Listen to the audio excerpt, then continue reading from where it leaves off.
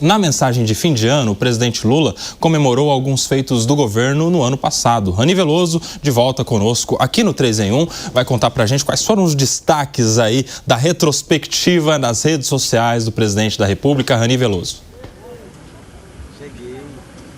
Pois é, Kobayashi, o presidente da República disse que o governo brasileiro encerrou 2025 batendo recordes em cima de recordes e que em 2026 segue aí nesse compromisso de melhorar a vida da população brasileira. E destacou, por exemplo, a menor taxa de desemprego, de 5,2%.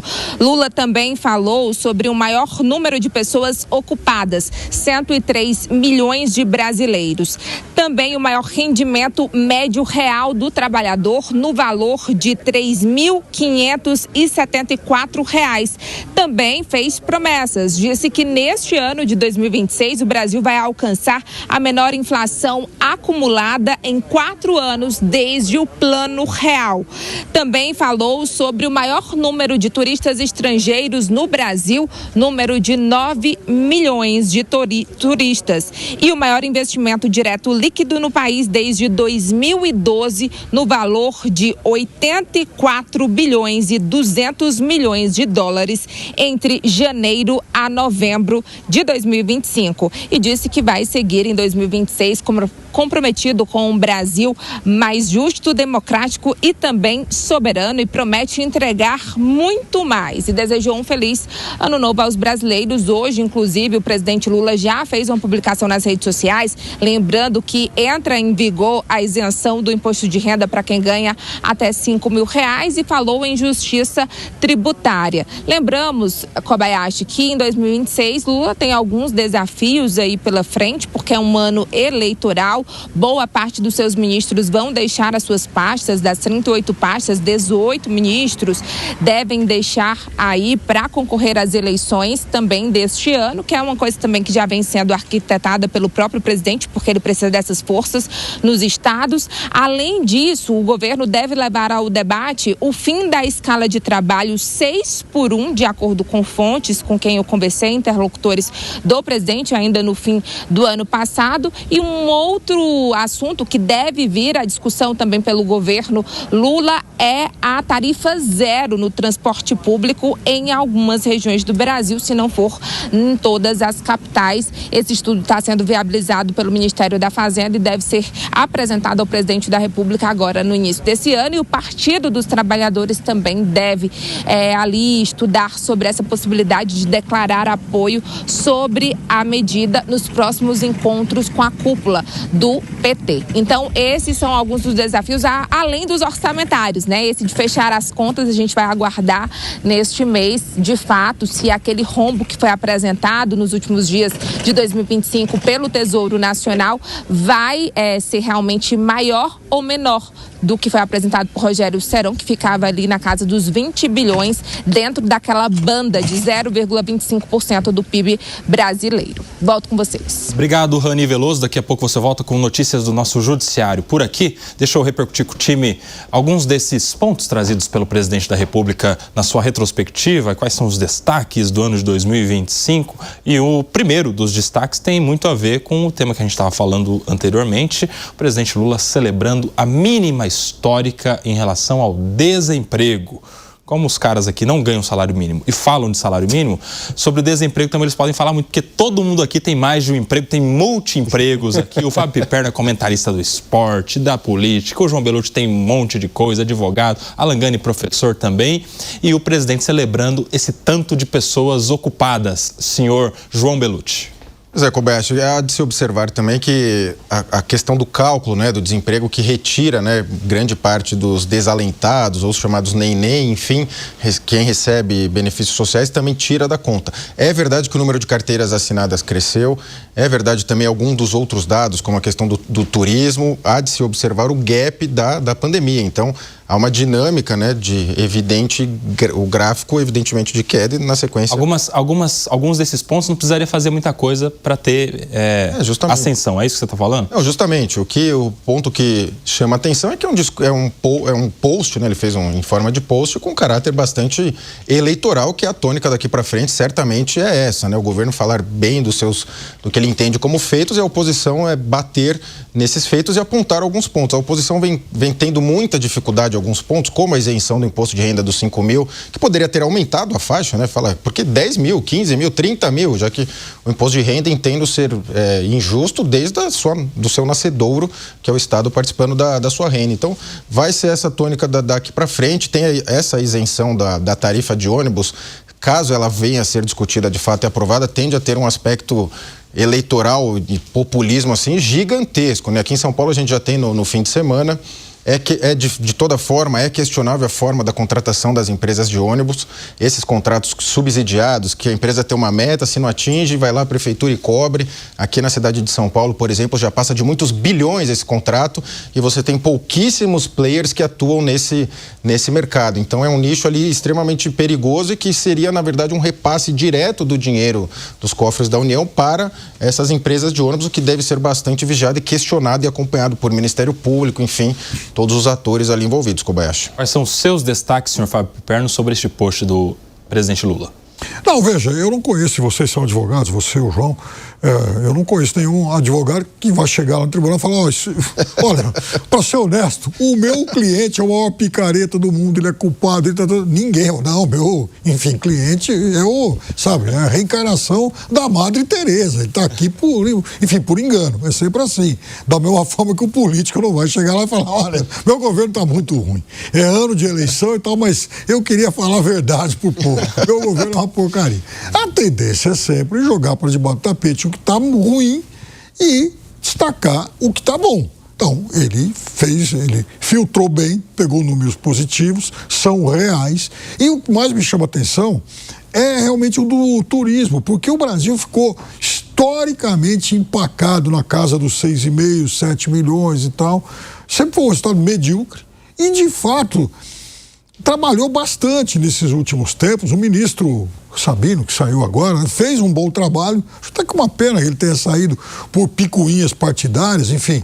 E deu um salto significativo. Veja, o Brasil passou de um ano de menos de 7 para 9. Nesse período fez grandes eventos, né? Todo ano tem aumentado o número de grandes eventos. As prefeituras, por exemplo, trabalham bastante na questão das festas de final de ano. Isso atrai turistas, principalmente nas cidades litorâneas. Houve esse ano a COP, tem Fórmula 1, passeatas grandes por aí. Então, houve uma série de grandes eventos que ajudaram isso, o que é muito positivo. No caso do desemprego, é fato também que as empresas apontam isso, que hoje está muito mais difícil contratar e tal, porque é um mercado que está aquecido, o que é muito bom. E mercado de emprego aquecido significa elevação da renda média. Isso é uma consequência e também muito boa. Então, ótimo que seja assim. Agora, no caso, por exemplo, da gratuidade para transporte coletivo. Veja, no Brasil, há mais ou menos 1% da população distribuída por várias cidades que já contam com esse benefício. A maior cidade do país, inclusive, que oferece transporte gratuito é a cidade cearense de Caucaia. Tem um pouco mais de 300 mil habitantes. É uma cidade importante. Mas é um assunto que eu acho que deva ser discutido em cada cidade.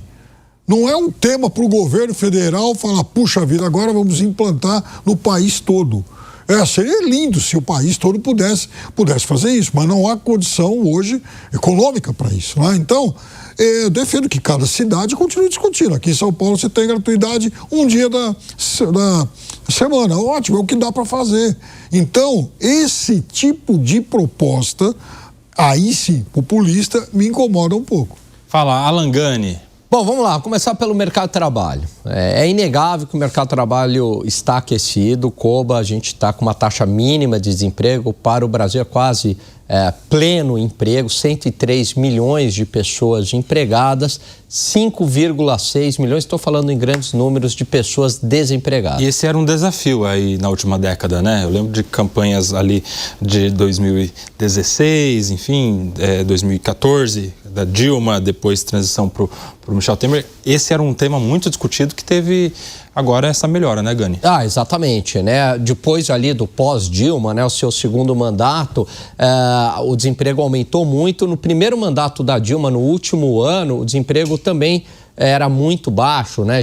Girava ali na casa, a taxa de desemprego na casa de 5,5%, 5,6%. Mas aí, dado todo o problema fiscal, que é algo que me preocupa agora, gerou uma baita crise econômica e o desemprego depois subiu rapidamente. Mas o que me chama a atenção no dado do desemprego é o seguinte, Koba, você tem no Brasil 66 milhões de pessoas com idade para trabalhar e que não são consideradas desempregadas, porque optaram por não trabalhar, seja porque é herdeiro, seja porque recebe Bolsa Família, seja porque não quer fazer nada da vida, mas a gente está falando de 66 milhões de pessoas com idade para trabalhar e que estão fora do mercado de trabalho e não são considerados empregados porque na pesquisa do IBGE pergunta, bom, você trabalha? Não trabalho. Você está procurando emprego? Se a pessoa não está procurando emprego e não trabalha, não é considerada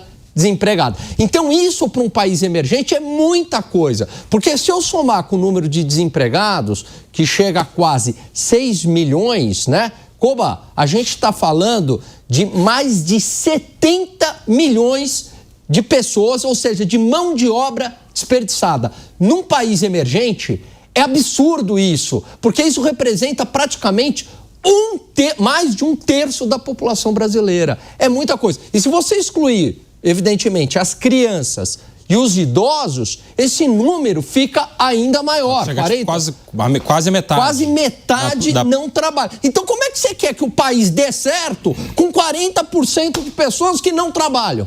Por quê? Por quê, Piperno? Explica que essas pessoas não querem trabalhar. Eu acho que, eu não sei se o IBGE faz alguma confusão estatística ou se está havendo uma certa dificuldade em, veja, apurar se, por exemplo, em que categoria se enquadra o trabalhador de aplicativo. Não entra. Não entra. Entra, aplicativo então, entra. Porque aí não, porque você chega pro, porque a pesquisa é feita o seguinte, chega para o trabalhador de aplicativo. Eu vou te provar agora. Não. Luiz, deixa o Gani explicar e você já fala. Assim, você pergunta assim, você trabalha? O cara dirige aplicativo e tal, fala, trabalho. Pronto, você não é considerado desempregado. Agora, se ele falasse assim, não trabalho. Você está procurando emprego? Estou procurando emprego. Aí você é considerado desempregado. Mas não importa. O índice do IBGE capta a informalidade. Inclusive, o cara é pintor lá. Eu acho que ele está captando mal. Porque é o seguinte, não bate isso aí. Se tem 103 milhões com carteira, 66 e pouquinho que não trabalham, só aí já são 170 milhões de brasileiros. É isso mesmo. Tá, pera. Sobram quanto? Sobram 43. São os idosos e crianças. Mas escuta, então, idosos, crianças e desempregado. Não, desempregado 5,6. Não, eu tô dizendo o seguinte, se tem 66 que não são desempregados e nem procuram e tal, tem idade. mais 103, só aí já são 170. Mais esse monte de 5 e pouco aí e tal que estão desempregados. Nós estamos falando em 175. O que eu estou te falando é o seguinte, sobra muito pouco brasileiro, porque, veja, hoje, se você juntar crianças e aposentados, já dá muito mais do que isso aí. Muito mais de 40 milhões. Criança até 14, 15, 16 anos e tal, e aposentado que não... Então, por exemplo, o cara do aplicativo, esse é o que me intriga. Porque se o IBGE chega para ele e pergunta, qual a garantia de que ele estava de fato falando a verdade? Porque às vezes ele fala que não, porque fica... Você está falando aí, Piperno, está me trazendo aqui uma reflexão de que aquele projeto do governo, que não foi para frente ainda bem, de regulamentar a situação dos motoristas de aplicativo, ia numa tacada só tirar um monte de gente do desemprego. se o cara, por exemplo, está no aplicativo e procurando emprego. Porque ele ia falar, sindicalizar, porque estava no projeto, um absurdo completo, né? Sindicalizar o Sim. de aplicativo. Aí sabe o que ia acontecer? Passa o projeto, aí o governo diminui não sei quantas milhões de pessoas do desemprego, olha que governo demais, ia estar na retrospectiva do próximo fim do ano.